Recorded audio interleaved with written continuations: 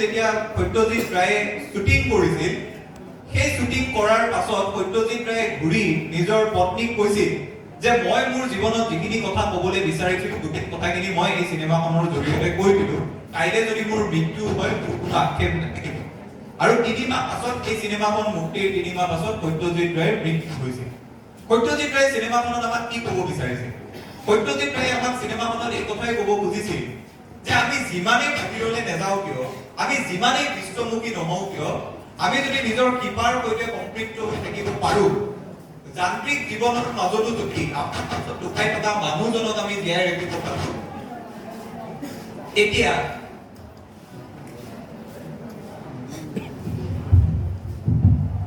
এই পৃথিৱীখনত আমি ভালকৈ জীয়াই থাকিব পাৰিম।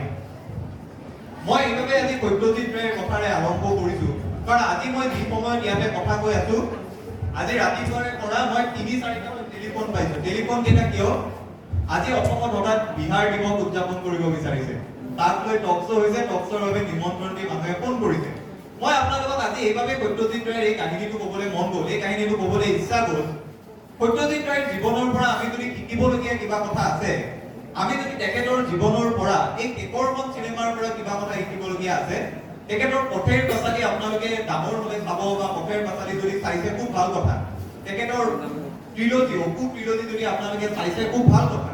কিন্তু যদিও চোৱা নাই, মই আজি আপোনালোকক অনুৰোধ কৰিম, যিহেতু আমি কিতাপৰ মাজত আছো, আপোনালোকে আগন্তুক চিনেমাখন চাব। এইভাবে চাব কাৰণ আমি যান্ত্ৰিক জীৱন, মই যিটো জীৱনৰ মাজত থাকো, মোৰ জীৱনটোৰ মাজত, মোৰ যান্ত্ৰিক গুৱাহাটীৰ জীৱনটোৰ মাজত তাত মানুহৰ সুখ দুখ ভাল পোৱাৰ কোনো তাত গুৰুত্বই নাই। মানুহৰ সুখ দুখ ভাল পোৱা, মানুহৰ কান্দোন এইবিলাকৰ কোনো গুৰুত্ব নাই।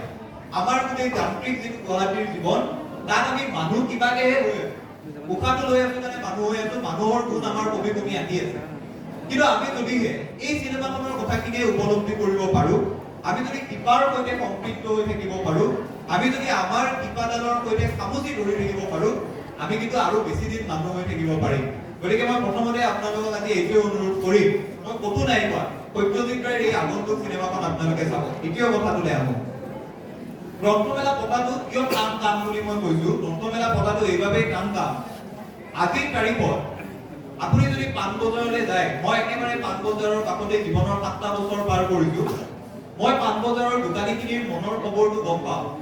তেওঁলোকে যেতিয়া আজিৰ তাৰিখত অৰবিন্দ ৰাজদাসৰে মোতকৈও ভালকে জানিব, আজিৰ তাৰিখত যেতিয়া অসমীয়া কিতাপ এখন বেষ্ট সেলাৰ হয়, অসমীয়া কিতাপ এখন মাত্ৰ 700 বা 500 কপি প্ৰথম প্ৰকাশনত ওলাই, তাৰ পাছত তেওঁলোকে ঘোষণা কৰে যে দ্বিতীয় প্ৰকাশন আহি আছে, তেনেকে অসমীয়া কিতাপ বেষ্ট সেলাৰ হয়।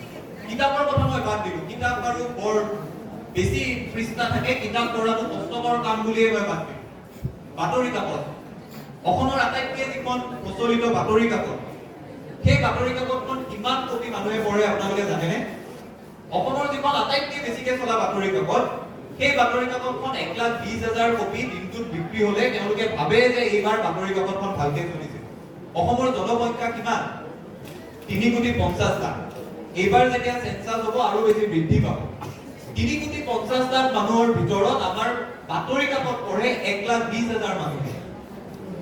আমি যে কল্পনা কৰো অসমীয়া ভাষাটো আমি বিশ্ব দৰবাৰলৈ লৈ যাম, অসমীয়া ভাষাটো ক্লাছিকেল লেংগুৱেজ হৈছে, ধ্ৰুপদী ভাষা হৈছে, আমাৰ তাত তত নোহোৱা হৈ যায়।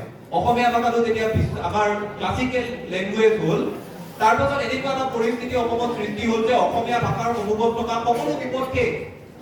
এই কথাবোৰ গুৱাহাটীত ক'লে মানুহে বেয়া পায়, কিন্তু মই আপোনালোকক এইভাবে মনৰ পৰা কৈছো কাৰণ আপোনালোকে এটা দীঘলীয়া এটা আন্দোলনৰ সৈতে জড়িত হৈ আছে। অসমীয়া ভাষাটো যেতিয়া ধ্ৰুপদী ভাষা হৈছিল, তাৰ পাছত অসমৰ যিবোৰ মানুহে অসমীয়া ভাষাটো ধ্ৰুপদী ভাষা হোৱা বুলি বাতৰি কাকতত প্ৰবন্ধ লিখিছিল, নিউজ চেনেলত গৈ টক শ্ব'ত কথা কৈছিল, তেনে বহু মানুহৰ ঘৰৰ ল'ৰা ছোৱালীয়ে অসমীয়া ভাষা ক'ব নাজানে। অসমৰ বাস্তৱ পৰিস্থিতি, সেই পৰিস্থিতিটো আমি আটাই পলাই ফুৰিবলৈ চেষ্টা কৰো। মই কটন বিশ্ববিদ্যালয়ত অধ্যয়ন কৰিছিলো। কটনত মই মোৰ জীৱনৰ একেবাৰে মাষ্টাৰ, মই যেতিয়া তাত স্নাতকোত্তৰ পঢ়ি আছিলো, তেতিয়া মই জীৱনৰ শেষৰ ফালে এনেকুৱা বহু মানুহ লগ পালো যিয়ে হোমেন বৰগোহাঁই ছাৰৰ কিতাপ এখন চুই পোৱা নাই। তেওঁ কিন্তু কটনত এডমিশ্যন পাইছে কাৰণ তেওঁৰ নম্বৰ ভাল। মই জীৱনত এনেকুৱা বহু ল'ৰা ছোৱালী লগ পালো যাৰ ঘৰত সেই পৰিৱেশটো নাই যে তেওঁ বাতৰি কাকত এখন ৰাতিপুৱা হাতত লৈ পঢ়িবলৈ সুযোগ পাইছে। এনেকুৱা বহু ছাত্ৰ ছাত্ৰী মই লগ পাইছো। আমি সদায় কৈ থাকো যে আমাৰ প্ৰজন্মটোৰ মাজত ঐশ্বৰিক কিবা শক্তি আছে, আমাৰ প্ৰজন্মটোৱে গোটেই অসমখন সলাই পেলাব পাৰিব। কিন্তু বাস্তৱ সত্যটো হ'ল, যদি 1,20,000 মানুহে 3,50,00,000ৰ ভিতৰত অসমত বাতৰি কাকত পঢ়ে, কিতাপ পঢ়া মানুহৰ সংখ্যা আৰু বেছি কম। এই যে অসমীয়া আখৰ কেইটা যদি আমি কেৱল পাঠ্যপুথিত পঢ়ো, অসমীয়া আখৰ কেইটা যদি আমি কেৱল 10ম শ্ৰেণীলৈকে পঢ়ো, তাৰ পাছত যদি আমাৰ মাজত এনেকুৱা এটা ভেদ অহংকাৰ সৃষ্টি হয় যে অসমীয়া ভাষাটো নপঢ়িলেও হ'ব, তেতিয়া ভাষাটো জীয়াই থাকিবনে নাই, এইটো এটা বৰ ডাঙৰ প্ৰশ্নবোধক চিন। আপোনালোক আটাইয়ে জানে, প্ৰথমটো যিটো ধ্ৰুপদী ভাষা এইটো তামিল ভাষাটো 2004 চনত ধ্ৰুপদী ভাষাৰ স্বীকৃতি তামিল ভাষাই লাভ কৰিছে। তামিল ভাষাই কেনেকৈ ধ্ৰুপদী ভাষাৰ স্বীকৃতি লাভ কৰিলে, এই গোটেই কথাখিনি যদি আপোনালোকে অধ্যয়ন কৰিবলৈ চেষ্টা কৰে, আপোনালোকৰ চকুত পৰিব 1947 চনত যেতিয়া ভাৰত দেশ স্বাধীন হৈছিল, তাৰ পাছৰ পৰাই দক্ষিণৰ যিখিনি ৰাজ্য, সেই ৰাজ্যসমূহৰ ওপৰত হিন্দী ভাষাটো জাপি দিয়াৰ বাবে ভাৰত চৰকাৰে কাম কৰি আছিল। হিন্দী ভাষাটো জাপি দিয়াৰ বাবে যেতিয়া দক্ষিণৰ ৰাজ্যসমূহৰ ওপৰত হেঁচা প্ৰয়োগ কৰা হৈছিল, তেতিয়া দক্ষিণৰ ৰাজ্যসমূহৰ মাজত আঞ্চলিকতা বা জাতীয়তাবাদী চিন্তাই গঢ় লৈ উঠিছিল। পেৰিয়াৰ, আন্নাদুৰাই, MGRৰ দৰে নেতাই সেই আন্দোলনৰ নেতৃত্ব দিছিল। আৰু তাৰ পাছত যেতিয়া 1998-99 চনত বিশ্বৰ বিভিন্ন প্ৰান্তত থকা তামিল পণ্ডিতসকলে ভাবিছিল যে তামিল ভাষাটোক নিজাকৈ স্বীকৃতি দিয়াৰ বাবে আমি ধ্ৰুপদী ভাষাৰ স্বীকৃতিলৈ যাব লাগে, তেনেকে তামিল ভাষাই 2004 চনত যেতিয়া APJ আব্দুল কালাম ভাৰতৰ ৰাষ্ট্ৰপতি হৈছিল, তামিল ভাষাই ধ্ৰুপদী ভাষাৰ স্বীকৃতি পাইছিল। কিন্তু আমি এটা কথা সদায় পাহৰি যাওঁ, সংস্কৃতটো ধ্ৰুপদী ভাষা, কিন্তু আজিৰ তাৰিখত এখন বিশ্ববিদ্যালয়ৰ সংস্কৃত বিভাগটোৰ বাহিৰে, মহাবিদ্যালয়ৰ সংস্কৃত বিভাগৰ বাহিৰে সংস্কৃতটোতো আমি জীৱন ধাৰণ প্ৰণালী ব্যৱহাৰ কৰি থকা নাই। অসমীয়া ভাষাটো ধ্ৰুপদী ভাষা হৈ যোৱা মানেই যদি আমি অসমীয়া ভাষাটোৰ নিশ্চয় অসমীয়া ভাষাটো জীয়াই থাকিব বুলি আমি একেবাৰে স্বস্তিৰ নিশ্বাস পেলাওঁ, তেনেকে অসমীয়া ভাষাটো জীয়াই থাকিবনে নাই, এইটো বৰ ডাঙৰ প্ৰশ্ন। এই প্ৰশ্নটোৰ আমি মুখামুখি হ'বলৈ ভয় কৰোঁ, এই প্ৰশ্নটোৰ পৰা আমি পলাই ফুৰিবলৈ চেষ্টা কৰোঁ। এই প্ৰশ্নটোৰ মুখামুখি হ'বলৈ, আমাৰ ঘৰবোৰত চলি থকা পৰিস্থিতিবোৰৰ মুখামুখি হ'বলৈ আমি চেষ্টা নকৰোঁ। এই কথাখিনি যে মই আপোনালোকৰ সন্মুখত কৈছো, মই যদি কথাখিনি ফেচবুকত আপলোড কৰি দিওঁ, মোক বহু মানুহে বেয়া পাব। কাৰণ মোৰ লগত একেলগে টক শ্ব'ত বহা এনেকুৱা বহু মানুহক মই চিনি পাওঁ, যাৰ ল'ৰা ছোৱালীয়ে অসমীয়া ভাষাক নিজৰ মাক দেউতাকক সম্বোধন কৰাটো দূৰৰ কথা, অসমীয়া ভাষাত 10টা বাক্য লিখিব দিলে তেওঁলোকৰ হাত কঁপি যায়। তেওঁলোকে যেতিয়া নিজৰ ল'ৰা ছোৱালী অসমীয়া কিতাপ এখন হাতত তুলি নিদিয়ে, তাৰ পাছত তেওঁলোকে আশা কৰি থাকে যে আজিৰ যুৱ প্ৰজন্মই আমাৰ ভাষাটো জীয়াই থাকিব। অভাৱ লৈ যেতিয়া এই ধৰণৰ কথা কৈ আহে যে লুইত বৈ থকালৈকে অসমীয়া ভাষা জীয়াই থাকিব, এই আটাইবোৰ মিছা। এই কথাবোৰ আমি আটাই কিন্তু অনুভৱ কৰাটো বৰ জৰুৰী। অসমীয়া ভাষাটো যদি জীয়াই থাকিব লাগে, আপুনি মই অসমীয়া কিতাপ পঢ়িব লাগিব। আপুনি মই অসমীয়া কিতাপ পঢ়াৰ লগতে অসমীয়া ভাষাটোৰ চৰ্চা কৰিব লাগিব। আৰু এইভাবে আপোনালোকে কৰি থকা কামটো বিশেষ। আপোনালোকে যিটো কাম 5 বছৰ ধৰি কৰি আছে, সেই কামটো সেইভাবে বিশেষ। মই আপোনালোকক কৈছো, এই কথাবোৰ এদিন কি হ'ল, মই একেবাৰে আপোনালোকক সঁচা কাহিনী এটা কওঁ। এটা ব্যক্তিগত টিভি চেনেলত টক শ্ব' কৰি আমি নামি আহিছো, একেই বিষয়, অসমীয়া ভাষাৰ সুৰক্ষাৰ কথা আমি পাতা। টক শ্ব' কৰি যেতিয়া নামি আহিছো, নামি অহাৰ পাছত মোৰ সৈতে থকা, আপোনালোকে সদায় টিভিত দেখি থাকে, যিবোৰ মানুহক আপোনালোকে সদায় টিভিত দেখে, যিবোৰ মানুহক আমি আটাই সন্মান কৰো, শ্ৰদ্ধা কৰো, তেনে ব্যক্তিসকলৰ যেতিয়া ঘৰৰ পৰা ফোন আহে, তেওঁলোকৰ নাতিয়েকে, তেওঁলোকৰ নাতিনীয়ে যেতিয়া তেওঁলোকক ফোন কৰে, আজিৰ তাৰিখত তেওঁলোকে অসমীয়াত তেওঁলোকৰ সৈতে কথা পাতিব নোৱাৰে, অসমীয়াত কথা নেপাতে। এই যে বিশ্ব দৰবাৰলৈ ভাষাটো লৈ যাম বুলি আমি আটাই চিঞৰি থাকো, অসমীয়া ভাষাক বিশ্ব দৰবাৰলৈ নিম, অসমীয়া ভাষাক বিশ্বৰ সমাজত প্ৰতিষ্ঠা কৰিম। বাস্তৱ সত্যটো হৈছে, বহু অসমীয়াৰ নিজৰ ঘৰত, বহু অসমীয়াৰ ড্ৰয়িং ৰুমত, বহু অসমীয়াৰ বেডৰুমত অসমীয়া মানুহে কথা পতা বাদ দিছে, নেপাতে। এইটো অসমৰ বাস্তৱ পৰিস্থিতি। আৰু এই পৰিস্থিতিটোৰ পৰা আমি যিমান দিন পলাই থাকিম, কিমান দিন আমি এখন কল্পনাৰ স্বৰ্গত বাস কৰি থাকিম, আমি বাস্তৱৰ সৈতে মুখামুখি নহওঁ। আপোনালোকক যদি মই পৰিসংখ্যাৰ কথা কওঁ, একেবাৰে সহজ পৰিসংখ্যাটো কি? 1991 চনৰ চেন্সাছত অসমীয়া ভাষা কোৱা মানুহৰ সংখ্যা কিমান আছিল? আপোনালোক আটাইৰে হাতত মোবাইল ফোন আছেনে? আপোনালোকে নিজে গৈ 1991 চনত অসমীয়া ভাষা কোৱা মানুহৰ সংখ্যা কিমান এইটো গুগল কৰক, আপোনালোকে এটা সংখ্যা পাব। তাৰ পাছত আপোনালোকে 2001 চনত কিমানে অসমীয়া ভাষা কোৱা বুলি চেন্সাছত লিখিলে সেই কথাটো গুগল কৰক। আপোনালোকে দেখিব অৰ্থাৎ ৫-৬% মানুহে অসমীয়া ভাষা কোৱা মানুহৰ সংখ্যা কমি আহে। 2021 চনত কৰোনাৰ বাবে সেন্সাস নহল। আমি আটাইয়ে ভাবিলো যে 2021 যেহেতু সেন্সাস নহল, আমি এটা বিপদৰ পৰা ৰক্ষা পৰিম। এতিয়া 2025-26 আকৌ সেন্সাস হ'বলৈ গৈ আছে। গোটেই ভাৰতত ডিলিমিনেশ্যন হ'ব, তাৰ বাবে 2025-26 আকৌ সেন্সাস হ'ব। 2025-26 যেতিয়া সেন্সাস হ'ব, তেতিয়া আমি বুজি পাম ইমান বছৰে আমি অসমীয়া ভাষাটো লুইত বৈ থকালৈকে জীয়াই থাকিব বুলি যে সান্তনা লৈ থাকিলো, তাৰ ফলশ্ৰুতিত অসমীয়া ভাষা কোৱা মানুহৰ সংখ্যা কিমান বেছি কমি আহিল। আজি বিহাৰ দিৱস পাতিব বুলি অসমীয়া মানুহে ভয় কৰিছে যে বিহাৰ দিৱস পতাৰ লগে লগে অসমীয়া ভাষাটো নাইকিয়া হৈ যাব, অসমীয়া সংস্কৃতি নাইকিয়া হৈ যাব। কিন্তু অসমীয়া সংস্কৃতি বিহাৰ দিৱস পাতিলে নাইকিয়া নহয়। যদি আমাৰ ঘৰবোৰৰ পৰা অসমীয়া ভাষাটো নাইকিয়া হৈ যায়, আহি থকা বাতৰি কেইখন যদি আমি নপঢ়া হৈ যাওঁ, কিতাপ যদি আমি নপঢ়া হৈ যাওঁ, হেজাৰ বিহাৰ দিৱস পতাৰ আগতে নিজৰ এই ভুলবোৰৰ বাবে অসমীয়া ভাষা নাইকিয়া হ'ব। গতিকে মই আপোনালোকক এইটোৱে অনুৰোধ কৰিম, গ্ৰন্থমেলাৰ দিনকেইটাত যেনেকে আপোনালোকে গ্ৰন্থৰ মাজত আছে, কিতাপ পঢ়িছে, আপোনালোক আমাতকে মোতকে অন্তত আপোনালোকে বেছি কিতাপ পঢ়ে, কাৰণ আপোনালোক নৰ্থ লখিমপুৰ কলেজৰ ছাত্ৰ-ছাত্ৰী। এই বাৰ্তাটো কিন্তু আপোনালোকে লৈ যাব লাগিব যে ইয়াৰ লগতে আপোনালোকে কিন্তু আনকো কিতাপ পঢ়িবলৈ ক'ব লাগিব, অসমীয়া ভাষাটোৰ চৰ্চা কৰিবলৈ ক'ব লাগিব। কাৰণ আমি যিখন পৃথিৱীৰ আজি মুখামুখি হৈ আছো, এই প্ৰতিযোগিতামূলক পৃথিৱীত, যিখন পৃথিৱীত প্ৰত্যেকটো মুহূৰ্তত এটা ভাষালৈ বিপদ নামি আহিছে, এই বিপদৰ পৰা কিন্তু আমি পৰিত্ৰাণ পাব লাগিব। একৰ ফালে কথা পাতিছে, কাৰণ মই বহুত চিৰিয়াছ কথা কৈছো, গতিকে মই অনুভৱ কৰিব পাৰো, কাৰণ ময়ো যেতিয়া পিছফালে বহি আছো, আপুনি অৰবিন্দ ছাৰ গালি নিদিব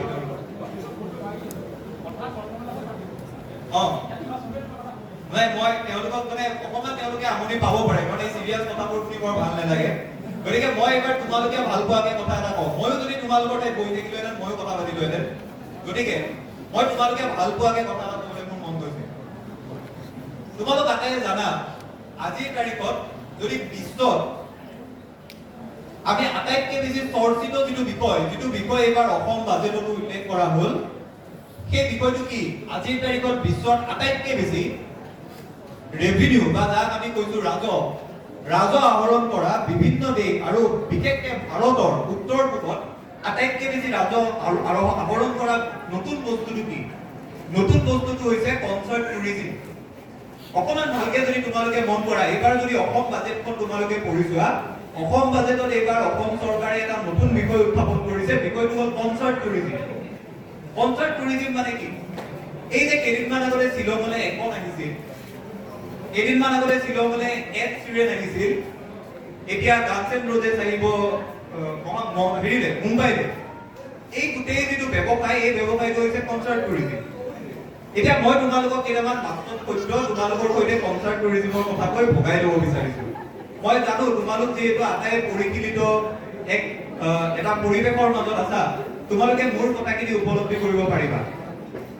অসমত যে বিগত সময়ত ইমান বেছি কনচাৰ্ট হ'ল, এই কনচাৰ্টবোৰত আমি এটা বাতৰি শুনিলো নেকি যে এই কনচাৰ্টত মানুহে উদ্ভণ্ডালি কৰিছে, মানুহে উৎপাত কৰিছে, মানুহে মাৰপিট কৰিছে?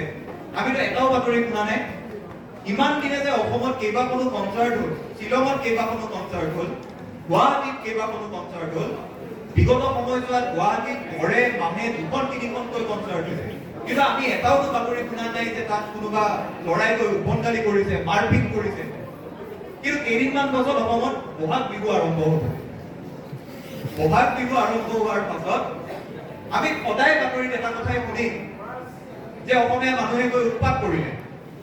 তোমালোকৰ মনত আছে নাই নাজানো, মোৰ কিন্তু মনত আছে। যোৱাবাৰ যেতিয়া বেলতলা বিহুত জৰ্জ বেকাৰক আটাইয়ে চিনি পাওঁ আমি, ফামিলি মেন চাবত অভিনয় কৰিছে। জৰ্জ বেকাৰক যেতিয়া ডক্টৰ ভূপেন হাজৰিকা বঁটাটো দিবলৈ মঞ্চলৈ মাতি নিয়া হৈছিল, তেতিয়া অসমৰ মানুহে চিঞৰিছিল, দাদা বিহু লাগে, বিহু লাগে। জৰ্জ বেকাৰক কথা কৈ থাকোতে অসমৰ মানুহে চিঞৰি দিলে যে দাদা বিহু লাগে। আকৌ অসমৰ যিগৰাকী আটাইতকৈ জনপ্ৰিয় কণ্ঠশিল্পী, যিগৰাকী কণ্ঠশিল্পীক আজিৰ তাৰিখত সমালোচনা সকলোৱে কৰে, গতিকে তেওঁৰ যিখিনি ভুল কাম, সেই ভুল কামখিনিৰ বাবে তেওঁ যেতিয়া মঞ্চত সমালোচিত হয়, তেওঁ যেতিয়া মঞ্চত নিন্দিত হয়, তেতিয়া আকৌ আমাক মানুহে মনত পেলাই দিয়ে, আকৌ আমি আটাইবোৰে নিজকে মনত পেলাওঁ যে যি অসমীয়াই গৈ কনচাৰ্টত উৎপাত নকৰে, উদ্ভণ্ডালি নকৰে, বহাগ বিহু আহিলে অসমীয়াই উৎপাত কিয় কৰে, উদ্ভণ্ডালি কিয় কৰে? এই বিষয়টো এইভাবে আমি বৰ্তমান সময়ত তোমালোকৰ সৈতে মই এইভাবে চিন্তাটো ভগাই লৈছো, এইভাবে আমি মন দিয়াটো জৰুৰী হৈ পৰিছে। কাৰণ আজিৰ তাৰিখত সমগ্ৰ বিশ্বত যদি কনচাৰ্ট টুৰিজিম আৰম্ভ হৈছে, কনচাৰ্ট টুৰিজিমৰ জৰিয়তে পৰিশীলিতভাৱে সংগীত পৰিৱেশনৰ যদি এটা মাধ্যম আমাৰ সন্মুখত আহিছে, অসমৰ যিটো মঞ্চ বিহু, যিহেতু বিহু সন্মুখত আছে, মই সেইভাবে তোমালোকৰ সৈতে চিন্তাটো ভগাই লৈছো। বিহু যিহেতু আমাৰ একেবাৰে দুৱাৰ দলিত আছে, আমাৰ বয়সৰ মানুহেই গৈ কিন্তু বিহু কমিটিৰ সৈতে জড়িত হৈছে। আমাৰ বয়সৰ কোনোবাই গৈ বিহু কমিটিৰ সাধাৰণ সম্পাদক হৈছে, বিহু কমিটিৰ বাবে দান বৰঙণি সংগ্ৰহ কৰিছে। এই পৰিৱেশটো যদি আমাৰ প্ৰজন্মটোৱে আমি সলাব নোৱাৰো, অসমৰ মঞ্চ বিহুৰ এই বদনামবোৰ যদি আমি নাইকিয়া কৰিব নোৱাৰো, অসমত মঞ্চ বিহু জীয়াই থাকিবলৈ নাই, এই বস্তুটোৰ কিন্তু আমি আটাই মুখামুখি হোৱাৰ সময় আহিছে।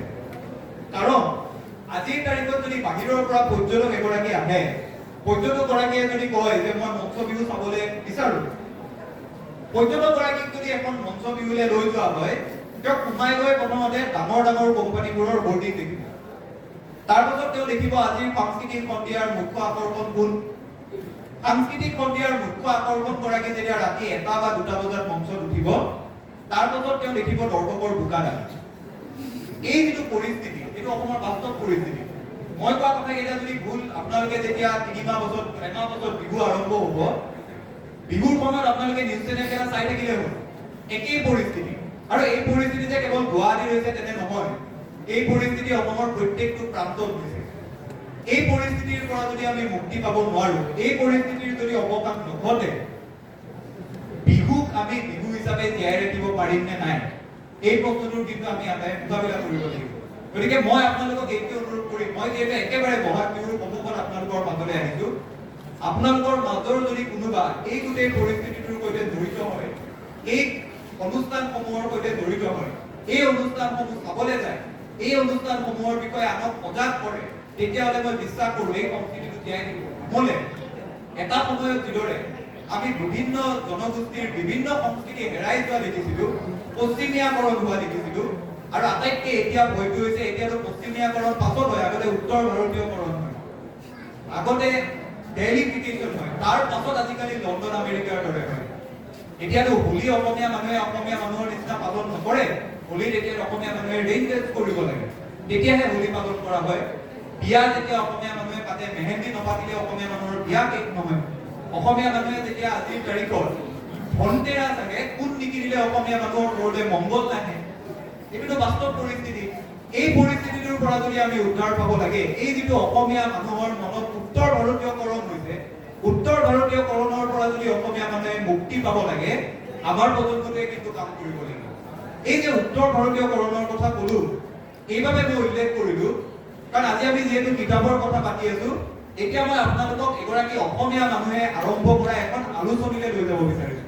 আলোচনীখনৰ নাম চেতনা। চেতনাৰ নাম আপোনালোকে শুনিছেনে? চেতনাৰ সম্পাদক আছিল অম্বিকাগিৰি ৰায়চৌধুৰী। অম্বিকাগিৰি ৰায়চৌধুৰীৰ কথা আপোনালোক আটাইয়ে জানে, অম্বিকাগিৰি ৰায়চৌধুৰীৰ জীৱনৰ কথা আপোনালোকে আটাইয়ে জানে। অসমীয়া জাতীয়তাবাদৰ আটাইতকৈ শক্তিশালী যিগৰাকী প্ৰবক্তা, সেই প্ৰবক্তাগৰাকী অম্বিকাগিৰি ৰায়চৌধুৰী।